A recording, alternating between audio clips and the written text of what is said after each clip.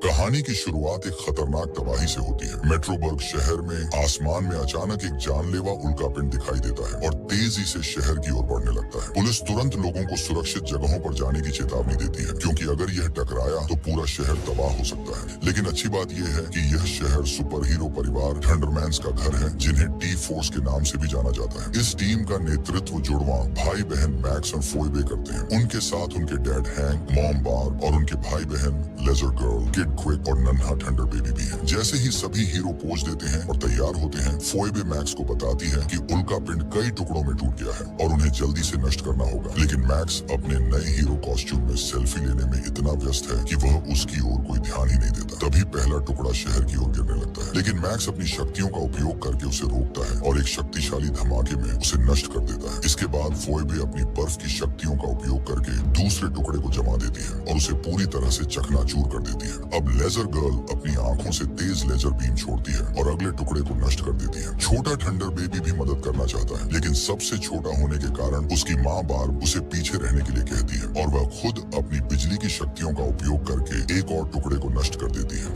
अब आखिरी टुकड़ा बचा है, जो सबसे खतरनाक है। उस समय थंडरमैन किड क्विक को आदेश देता है कि वह अपनी सुपर स्पीड का उपयोग करके सभी लोगों को सुरक्षित स्थानों पर पहुंचा दे। जैसे ही सब सुरक्षित हो जाते हैं, थंडरमैन अपनी पूरी ताकत एक मुक्के में जमा करता है और अंतिम टुकड़े को भी नष्ट कर देता है। इस तरह मेट्रोबर्ग शहर एक बार फिर बच जाता है और थंडरमैन्स घर लौट आते हैं। लेकिन मैक्स अभी भी सेल्फी लेने में व्यस्त है, इसलिए उसे एहसास भी नहीं होता कि उल्कापिंड का एक छोटा टुकड़ा उसे लगा है। हालांकि वह जल्दी ही उससे ठीक हो जाता है। इसके बाद पूरा परिवार हीरोज लीग बेस पर पहुंचता है, जहां वे अपने सुपर हीरो कॉस्ट्यूम उतारते हैं और एक सामान्य परिवार की तरह रहने लगते हैं। हैंक और बार्ब अपने बच्चों के साथ पारिवारिक समय बिताना चाहते हैं, लेकिन फोइबे कहती है कि उन्हें पहले मिशन का विश्लेषण करना चाहिए ताकि हर कोई अपनी शक्तियों का ठीक से उपयोग कर सके। हालांकि बाकी सबको यह बहुत बोरिंग लगता है और वे इसे नजरअंदाज कर देते हैं और आराम करना चुनते हैं। कुछ समय बाद सब कुछ शांत लगता है जब अचानक एक रोबो ड्रोन अलर्ट भेजता है कि मेट्रोबर्ग में एक बड़ा अपराध हो रहा है। यह सुनकर फोइबे तुरंत सीक्रेट लैब को चालू करती है और शहर के कैमरों को देखती है। कैमरों पर देखा जाता है कि खतरनाक विलेन ब्लू फ्लेम एक बैंक की तिजोरी लूट रहा है। फोइबे तुरंत जाकर उसे रोकने का फैसला करती है, लेकिन उसके माता पिता कहते हैं कि उन्हें छोटा ब्रेक लेना चाहिए और ड्रोन से पूछते हैं कि क्या कोई दूसरा हीरो मिशन संभाल सकता है। तभी ड्रोन उन्हें एक नई टीम वी टीम के बारे में बताता है, जो एक रॉक बैंड के 3 सदस्यों से बनी है। लेकिन फोइबे को उन पर बिल्कुल भरोसा नहीं है, क्योंकि उसे लगता है कि वे सिर्फ दिखावे वाले हीरो हैं। इसीलिए वह पूरे परिवार को मना लेती है और खुद बैंक जाने पर जोर देती है। जैसे ही थंडर बेबी उन्हें वहाँ टेलीपोर्ट करता है, सब अलग अलग दिशाओं में फैल जाते हैं। मैक्स अपना जेट पैक पहनता है और ऊपर से कवर देता है, जबकि फोइबे अकेले विलेन का सामना करने का फैसला करती है। कुछ ही देर बाद वी टीम भी पहुंच जाती है और मदद की पेशकश करती है, लेकिन फोइबे मना कर देती है, क्योंकि उसका मानना है कि वे असली हीरो नहीं है। इसके बाद फोइबे अपनी शक्तियों से ब्लू फ्लेम पर हमला करती है, लेकिन वह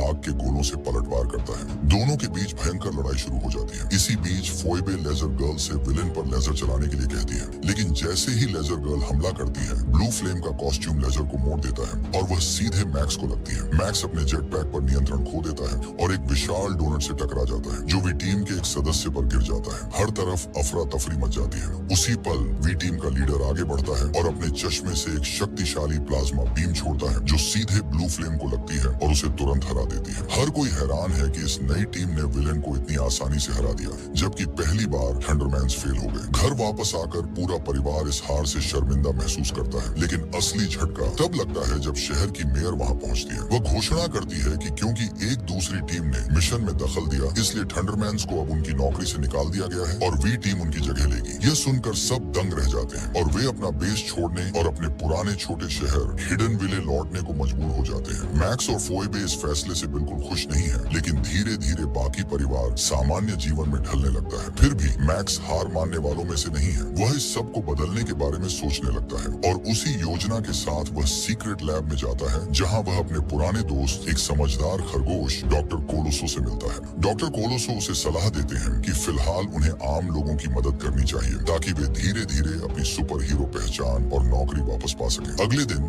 बिली और नोरा अपने नए स्कूल जाते हैं जहां वे प्रिंसिपल ब्रैडफोर्ड से मिलते हैं। जैसे ही उन्हें पता चलता है कि वे थंडरमैन्स परिवार से हैं, उन्हें मैक्स की पुरानी शरारतें याद आती हैं और वे उन्हें सख्त चेतावनी देते हैं कि अगर उन्होंने कोई परेशानी पैदा की तो उन्हें तुरंत सजा दी जाएगी। जैसे ही प्रिंसिपल जाते हैं, नोरा बिली से कहती है कि स्कूल में अपनी शक्तियों का इस्तेमाल न करे ताकि वे दूसरे छात्रों के साथ सामान्य रूप से रह सकें। लेकिन तभी कुछ लड़कियां उनसे पूछती हैं कि क्या वे सच में सुपर हीरो हैं, और नोरा खुद को रोक नहीं पाती। वह तुरंत अपनी लेजर शक्तियां दिखाती है और सबको प्रभावित करने लगती है। इस बीच फोएबे कैफेटेरिया में अपनी सबसे अच्छी दोस्त चेरी से मिलती है और उसे बताती है कि उसे नौकरी की जरूरत है। चेरी उसे एक डाइनर में वेट्रेस की नौकरी की पेशकश करती है। हालांकि फोएबे को उस जगह की मालकिन मिसेस वोंग बिल्कुल पसंद नहीं है, फिर भी वह नौकरी स्वीकार कर लेती है और नई यूनिफॉर्म पहनने चली जाती है। थोड़ी देर बाद मैक्स भी अपने पुराने बैंड दोस्तों ऑनेस्टर और गिदोन के साथ वहाँ पहुँचता है। वे उसे अपने बैंड का लीड सिंगर फिर से बना देते हैं और दादागिरी को हटा देते हैं। मैक्स उन्हें बताता है कि उसने एक नया बिजनेस शुरू किया है जहाँ वह अपनी शक्तियों का इस्तेमाल करके लोगों की मदद करेगा। तभी उसे अपना पहला कॉल मिलता है,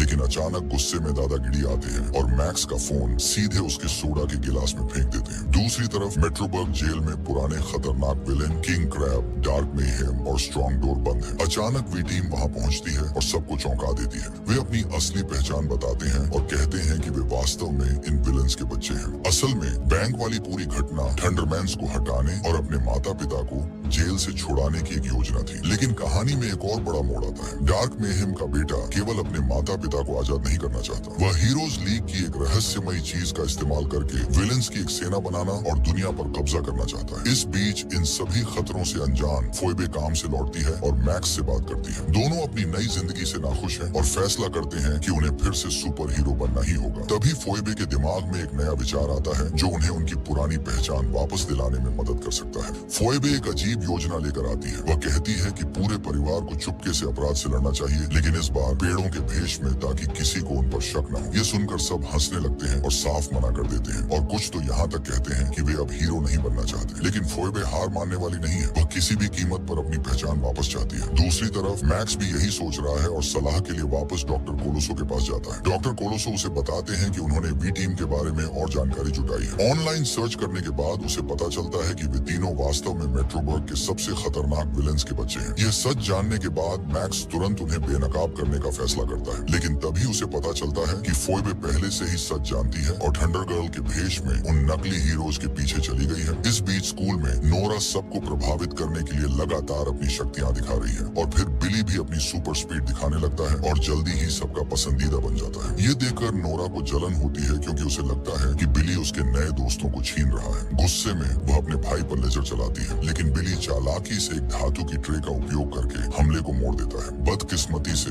लेजर प्रिंसिपल ब्रैडफोर्ड की छोटी पर लग जाती है और बेचारा आदमी घबराहट में स्कूल में इधर उधर दौड़ने लगता है। इस बीच वी टीम हीरो बेस के अंदर रहस्यमयी चीज की तलाश कर रही है, लेकिन उन्हें कुछ नहीं मिलता। उन्हें अंदाजा नहीं है कि उसी समय फोएबे चुपके से खिड़की के जरिए अंदर घुस गई है। तभी मैक्स भी वहाँ पहुँच जाता है और दोनों छिपकर विलन्स पर नजर रखने लगते हैं। लेकिन डार्क मेहेम जूनियर अपनी रोबोटिक आंख से उन्हें देख लेता है और तुरंत अपने साथियों को उन्हें पकड़ने का आदेश देता है। उसी समय हैंक और बार्ब का दोस्त और पायलट ब्लॉबिन आता है और उन्हें एक हेलीकॉप्टर गिफ्ट करता है। वे दोनों हेलीकॉप्टर में शहर के ऊपर उड़ते हैं और अपनी सबसे छोटी बेटी क्लोई पर नजर रखते हैं। उड़ते समय उनका मन मिल्क शेक पीने का करता है, इसलिए वे कैफेटेरिया से ऑर्डर देते हैं। चेरी मिल्क शेक को हेलीकॉप्टर की तरफ हवा में फेंकने के लिए एक विशाल गुलेल का उपयोग करती है, लेकिन वे इतनी तेजी से आते हैं कि हैंक उन्हें पकड़ने में फेल हो जाता है और शेक कंट्रोल पैनल पर गिर जाते हैं। इससे सिस्टम में शॉर्ट सर्किट हो जाता है और हेलीकॉप्टर सीधे क्लोई के स्कूल में क्रैश हो जाता है। जैसे ही क्लोई अपने माता पिता को वहाँ देखती है, वह गुस्सा हो जाती है क्योंकि उसे लगता है कि वे उसकी जासूसी कर रहे हैं। हैंक और बार्ब बहाना बनाने की कोशिश करते हैं, लेकिन वे कुछ सोच नहीं पाते और चुपचाप वहाँ से चले जाते हैं। लेकिन मैक्स और फोएबे के लिए हालात और भी बुरे हैं। दोनों को कुर्सियों से बांधकर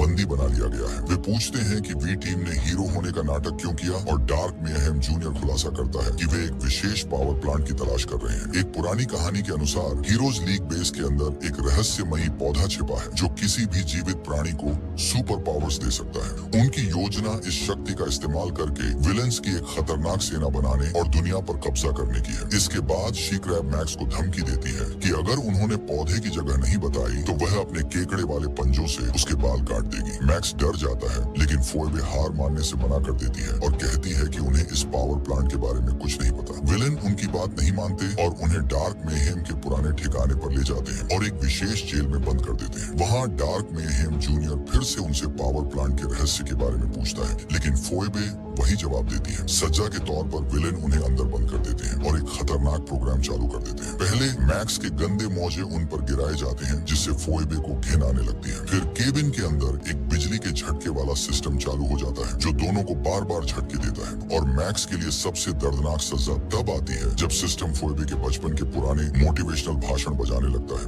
जो उसे सबसे ज्यादा चिढ़ाते हैं। इस तरह भाई बहन लगातार तकलीफ सहते रहते हैं। इसी बीच उनके भाई बहन खतरे से पूरी तरह अनजान होकर स्कूल से घर लौटते हैं। जब उनके माता पिता को मैक्स और फोएबे कहीं नहीं दिखते तो वे पूछते हैं कि वे कहाँ हैं। तभी घर का सुरक्षा सिस्टम एक बड़ा अलर्ट देता है कि खतरनाक विलेन घर की ओर बढ़ रहे हैं। अचानक एक लेजर दरवाजे के ताले को तोड़ देती है और वी टीम एंट्री करती है। हैंक अपनी ताकत से अकेले उनसे लड़ने की कोशिश करता है, लेकिन डार्क मेहेम जूनियर उसे बिजली के झटके से कमजोर कर देता है। उसके बाद वे थंडरमैन से पावर प्लांट की जगह पूछते हैं, लेकिन उन्हें इसके बारे में कोई अंदाजा नहीं है। विलेन उनकी बात नहीं मानते और एक होलोग्राम दिखाते हैं जहां मैक्स और फोएबे को कैद में प्रताड़ित किया जा रहा है। अपने बच्चों को उस हालत में देखकर हैंक टूट जाता है और इस शर्त पर पावर प्लांट का रहस्य बताने के लिए तैयार हो जाता है कि उसके बच्चों को सुरक्षित वापस लाया जाए। हैंक एक गुप्त बटन दबाता है और पावर प्लांट सामने आ जाता है, जिसमें लाल और नीले बीज होते हैं। जूनियर खुश हो जाता है, लेकिन शी क्रैब को शक होता है कि यह नकली हो सकता है। इसका टेस्ट करने के लिए वो एक लाल बीज उठाती है और पास बैठी एक छोटी गिलहरी को खिला देती है। जैसे ही गिलहरी बीज निकलती है, वह तुरंत एक खतरनाक जीव में बदल जाती है और आग के गोले फेंकने लगती है। अब विलेंस को यकीन हो जाता है कि यह असली पावर प्लांट है, लेकिन अपने वादे के बावजूद वे मैक्स और फोएबे को नहीं छोड़ते और वहाँ से भाग जाते हैं। गुस्से में हैंक उनके पीछे उड़ता है, लेकिन शहर के ऊपर वी टीम ने एक विशाल गुम्बद बना दिया है और वह उससे टकरा कर गिर जाता है। अब स्थिति और भी खतरनाक हो जाती है। एक तरफ पूरा शहर गुम्बद के अंदर फंसा हुआ है और दूसरी तरफ मैक्स और फोएबे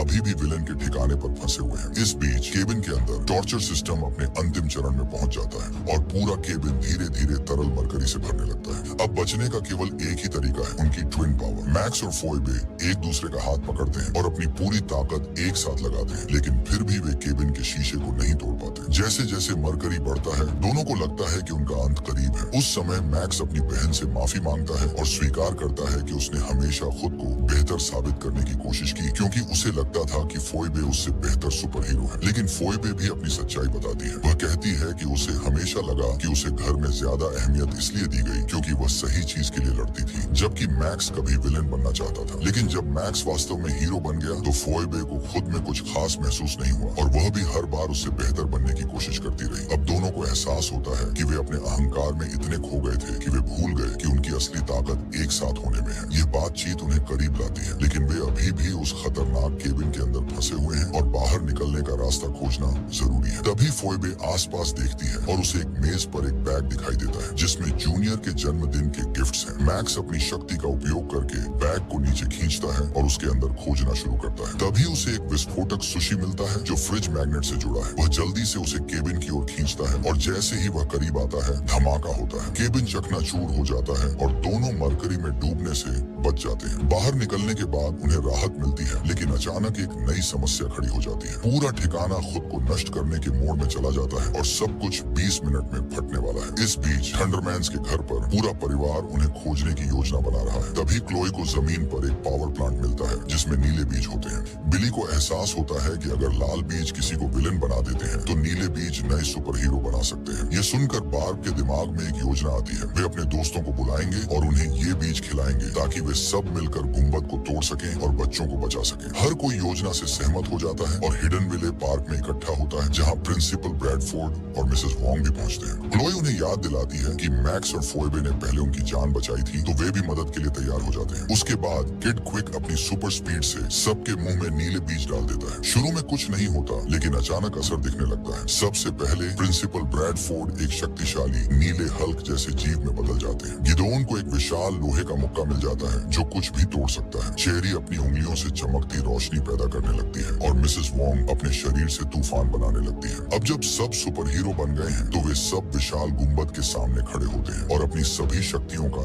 एक साथ उपयोग करते हैं। बहुत कोशिशों के बाद गुंबद में आखिरकार एक दरार आ जाती है और क्लोई अपनी टेलीपोर्टेशन शक्तियों से सबको वापस मेट्रोबर्ग ले आती है। इस बीच मैक्स और फोइबे लैब के कंट्रोल पैनल तक पहुंचते हैं, लेकिन उन्हें इसे बंद करने का पासवर्ड नहीं पता। ठीक सही समय पर पूरा थंडरमैन्स परिवार वहां पहुंच जाता है, धमाके से केवल 20 सेकंड पहले। बार्ब क्लोई से सबको टेलीपोर्ट करने के लिए कहती है, लेकिन क्लोई की शक्ति को चार्ज होने में समय चाहिए। उस पल में हैंक समय बर्बाद नहीं करता और एक शक्तिशाली मुक्के से कंट्रोल पैनल को तोड़ देता है, सिस्टम को बंद कर देता है और सबकी जान बचा लेता है। खतरा टलने के बाद हैंक मैक्स और फोइबे से पूछता है कि उन्होंने अकेले विलेंस का सामना क्यों किया। दोनों अपनी गलती मानते हैं और माफी मांगते हैं। अब पूरा परिवार एकजुट हो जाता है और वी टीम को रोकने का फैसला करता है। बार्ब अंदाजा लगाती है कि विलेन शहर के सबसे ऊंचे बिंदु पर होंगे ताकि वे आसानी से अपने लाल बीज फैला सके। तभी बिली को याद आता है कि वह जगह माउंट मेट्रोबर्ग है। बिना समय बर्बाद किए वे सब वहां पहुंचते हैं। जब वे पहुंचते हैं तो देखते हैं कि वी टीम ने अपने माता पिता के साथ मिलकर पहले ही योजना शुरू कर दी है। उनका लक्ष्य एक विशाल ड्रोन का उपयोग करके पूरे शहर में लाल बीज फैलाना है, जिससे हर इंसान एक खतरनाक विलेन बन जाए और वे दुनिया पर कब्जा कर सके। जैसे ही जूनियर ड्रोन को चालू करने वाला होता है, बार्ब उसे बिजली के झटके से रोक देती है और फिर शुरू होती है असली अंतिम लड़ाई। थंडरमैन्स और विलेन